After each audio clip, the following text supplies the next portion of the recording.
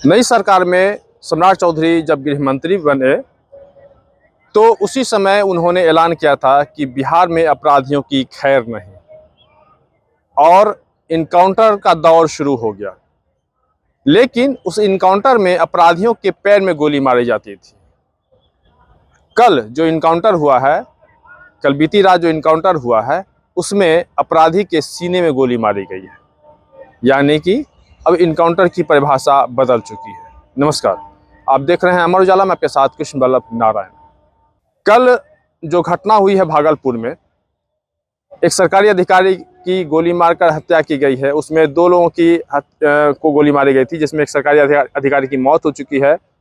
वहीं दूसरे की हालत काफ़ी गंभीर है, पीएमसीएच में उनका इलाज चल रहा है। स्थिति नाजुक बताई जा रही है। यह बिहार सरकार के लिए, खासकर मुख्यमंत्री सम्राट चौधरी के लिए काफ़ी चुनौतीपूर्ण था, क्योंकि यह उन्हीं का क्षेत्र है, यानी उनके क्षेत्र के बिल्कुल पास का क्षेत्र है। ऐसे में एक बड़ी चुनौती थी। सारा पुलिस प्रशासन वहाँ पे घटनास्थल पर पहुँचा। इसके बाद अपराधियों की खोजबीन शुरू हो गई। सीसीटीवी से अपराधी की पहचान हुई रामधनी यादव के रूप में, और उसके गुर्गे थे। पुलिस ने खोजना शुरू कर दिया, लेकिन इससे पहले जो अपराधी थे वो तीनों ऑटो पकड़कर सुल्तानगंज थाना पहुंचे और उन्होंने आत्मसमर्पण कर दिया। लेकिन कहानी यही समाप्त नहीं होती है। पुलिस ने पूछताछ की कि आखिर जो हथियार थे वो हथियार कहाँ हैं। जैसा कि बताया जा रहा है कि हथियार को दिखाने के लिए, हथियार को बताने के लिए कहाँ उन्होंने छिपा के रखे हैं। ले जाने के क्रम में जो अब वहाँ पे जब पहुँचा है अपराधी, इसके बाद वहीं पे मुठभेड़ हुआ है और उस अपराधी ने पुलिस पे जब फायरिंग करनी शुरू कर दी, तब जवाबी कार्रवाई में पुलिस ने कार्रवाई की और इस दौरान रामधनी यादव को पुलिस ने इनकाउंटर में ढेर कर दिया। ये कल की कहानी है, ये बीती रात की कहानी है। देखिए, बिहार में अब इनकाउंटर का दौर शुरू हो गया है, और जैसा कि मुख्यमंत्री सम्राट चौधरी ने गृह मंत्री जिसमें ये बने थे, उसी समय उन्होंने कहा था कि अब अपराधियों की बिहार में खैर नहीं।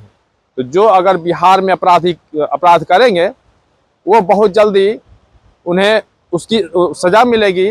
यानी इन कहने का तात्पर्य था कि इनकाउंटर होगा और इनकाउंटर में आपकी कहानी समाप्त हो जाएगी। अब इससे पहले मैं कुछ घटनाओं की ओर ले चलूँ कि इनकाउंटर कब कब हुआ है। इससे पहले मैं आपको बता दूं कि नवादा में इनकाउंटर हुआ, जिसमें एसटीएफ ने घेर कर एक कुख्यात अपराधी को इनकाउंटर किया और उसकी गिरफ्तारी की गई है। दरअसल एसटीएफ ने उसकी घेराबंदी की और वह 50,000 का इनामी था। बताया जाता है कि वो 50,000 का इनामी था, और जैसे ही एसटीएफ को सूचना मिली, घेराबंदी की, और इसके बाद वहाँ पे अपराधी के द्वारा फायरिंग की गई। इस दौरान वह इनकाउंटर किया गया और उसमें वो अपराधी पकड़ा गया। इसके बाद इससे पहले बेगूसराय में भी एक ही दिन 2 अलग अलग घटनाएं हुई। एक साहेबपुर कमाल थाना क्षेत्र में, और बेगूसराय और समस्तीपुर का बॉर्डर है, वहां पे एसटीएफ ने इनकाउंटर किया। वो घटना का जो है घटनाक्रम, वो मैं आपको बता दूं कि एसटीएफ को सूचना मिली थी कि लगभग 7-8 की संख्या में जो अपराधी हैं वह किसी बड़ी घटना को अंजाम देने के लिए जा रहे हैं। बिहार पुलिस और एसटीएफ की संयुक्त कार्रवाई हुई और वो लोग एक होटल में पहुंचे। होटल में पहुंचने, चूंकि पुलिस सादे लिबास में थी, और इसके बाद उसकी घेराबंदी पुलिस ने करनी शुरू कर दी। और इस दौरान जब उस अपराधियों को इस बात का इल्म हुआ कि अब मेरी गिरफ्तारी हो जाएगी, वहां से भागने लगे, और भागने के दौरान पुलिस पे उन्होंने फायरिंग करना शुरू कर दिया। पुलिस कहाँ मानने वाली थी, पुलिस ने भी फायरिंग किया। हालांकि उसमें और लोग तो अपराधी फरार हो गए, लेकिन इनकाउंटर में एक जो अपराधी था वो पकड़ा गया। तो कुल मिलाकर कहा जाए तो बिहार में अब अपराधियों के खिलाफ जो इनकाउंटर का सिलसिला है वो शुरू हो चुका है, और निश्चित रूप से यह एक अपराध पे अंकुश लगाने के लिए ही पर्याप्त है। क्योंकि जिस तरह से लगातार अब सम्राट चौधरी कह रहे हैं कि भाई अब अपराधी कहीं अब बख्शे नहीं जाएंगे, और जिस तरह से भागलपुर के सुल्तानगंज में जिस तरह से सरकारी जो अधिकारी हैं उन पे जो उनकी हत्या की गई है, और इसके बाद पुलिस ने जो कार्रवाई की है, निश्चित रूप से अब लग रहा है कि अब बिहार में अपराधी बख्शे नहीं जाएंगे और यह सिलसिला अब शुरू हो चुका है।